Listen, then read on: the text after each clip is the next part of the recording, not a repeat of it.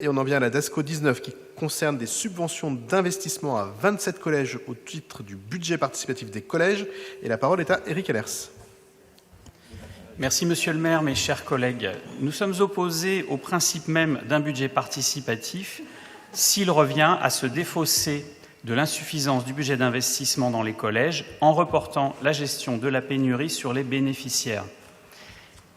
Selon nous, en matière scolaire, s'il faut investir, il faut mettre les moyens lorsque cela s'impose. Le collège Gérard Philippe est concerné pour le 18e, c'est le seul qui figure dans cette délibération. Si le côté positif de la démarche est de permettre à l'établissement de participer à un montage de projet avec le corps enseignant et les élèves, le principe même du budget participatif, comme je vous le disais, ne rencontre pas notre approbation. Nous estimons en effet que les élus doivent prendre leurs responsabilités et assumer leurs choix, et que ces choix doivent être cohérents entre eux selon une logique d'ensemble.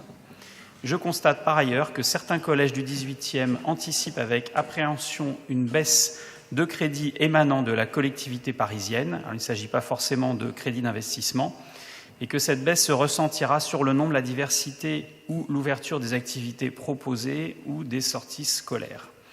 Pour toutes ces raisons, nous nous abstiendrons. Je vous remercie. S'agissant d'une question relevant plus du principe du budget participatif que des affaires scolaires, je vais peut-être laisser d'abord la parole à Fanny Bénard et Karine Roland pourra évidemment compléter si elle le souhaite. Merci, Monsieur le maire. Je pense que nous sommes juste sur ce point, en effet, en désaccord sur le fondement des outils de démocratie participative qui doivent être multiples, d'ailleurs, et le budget participatif n'en est qu'un. C'est l'occasion, en effet, pour les Parisiennes et les Parisiens au global dans le budget participatif et pour la communauté éducative dans son ensemble sur les collèges, de participer à ce que c'est qu'un budget d'investissement, un projet d'investissement, de pouvoir définir ensemble des projets, de pouvoir les porter, et ils ne se font pas, toujours en opposition à d'autres projets qui sont portés et dont certains ont été présentés dans les états spéciaux par Karine Roland tout à l'heure sur certains établissements publics de l'arrondissement, et qui sont faits aussi lorsqu'il y en a besoin. Donc ils viennent en complément, j'ai envie de dire, et portés par les Parisiennes, les Parisiens au global et la communauté éducative dans son ensemble en ce qui concerne les collèges. Karine Roland. À peine un mot de plus pour aller absolument dans le sens de ce que vient de dire Fanny Bénard. Il y a un chercheur en sciences politiques qui s'appelle Dominique Rousseau qui évoque le concept de démocratie continue. Et je trouve ça très intéressant, je crois que je ne suis pas la seule, parce qu'il explique que la démocratie, ça n'est pas seulement au moment du vote républicain, ça doit pouvoir s'exercer en permanence. Encore faut-il y être incité, sensibilisé, exercé. Et nous n'avons de cesse de vous expliquer que ce qui est fait via le budget participatif ne supplante pas autre chose. C'est une autre manière de procéder. C'est une autre manière de construire la décision et de l'orienter. Mais ces investissements seraient allés de toute façon au collège et aux établissements scolaires. Voilà. Donc, je me réjouis, au contraire de ce que vous évoquez, cher Monsieur Ellers, de cette délibération et des autres afférentes à la démocratie continue. Merci. J'ai une demande d'explication de vote de Gérald Briand. C'est juste, je ne sais pas, je suis très inspiré par Monsieur Ellers depuis tout à l'heure. C'est juste que j'ai essayé de comprendre, et puis ça m'est venu à un moment... Parce que l'argument, oui, parce que moi je suis un peu long à la détente, je suis comme les dinosaures.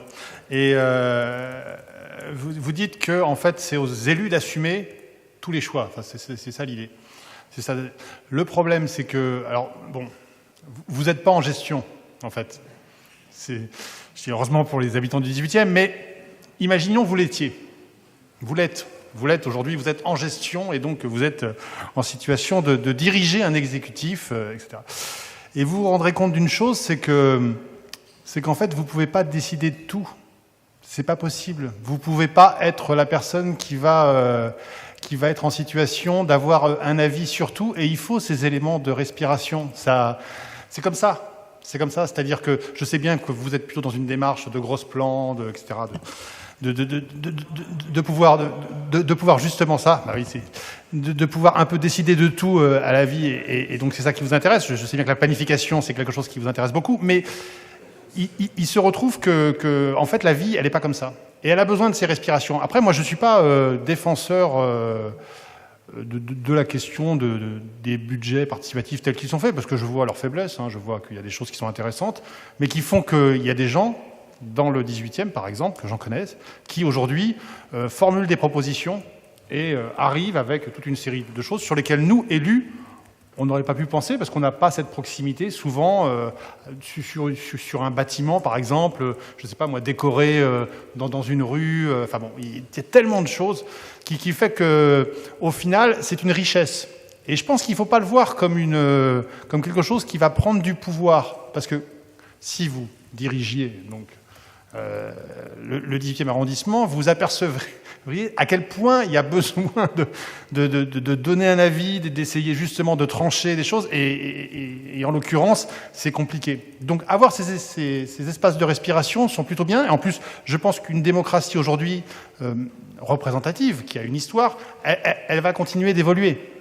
Elle va continuer d'évoluer, elle va continuer justement de s'enrichir. Peut-être elle va tomber dans des méandres, c'est possible aussi. Mais il faut aussi avoir cette souplesse de dire peut-être que ça peut être bien de tenter l'expérience. Et sur le principe, je pense que ça enrichit plutôt la discussion. Après, il sera temps d'en faire le bilan à un moment et de se dire peut-être qu'on a besoin d'autre chose, quelque chose de mieux, de plus intéressant. Mais n'opposons pas les choses, parce que moi, pour mon expérience, après, ça ne vaut que mon expérience, je trouve que c'est plutôt une richesse et plutôt un atout, quoi. Merci beaucoup pour cet échange. J'ajoute un mot pour mettre tout le monde à l'aise. On vote une délibération. C'est-à-dire qu'au bout du bout, c'est les élus qui prennent acte des décisions qui sont prises par les habitants, en l'occurrence par les collégiens. Et si jamais, dans le cadre d'un vote quelconque, était voté quelque chose d'inacceptable, évidemment, nous aurions la liberté de ne pas voter pour, parce qu'au bout du bout, c'est bien les élus à qui il est confié cette gestion-là. Ce qui ne nous interdit pas de déléguer cette décision dans un processus qui permet aux habitantes et aux habitants, et en l'occurrence aux collégiennes et aux collégiens, de s'exprimer. Je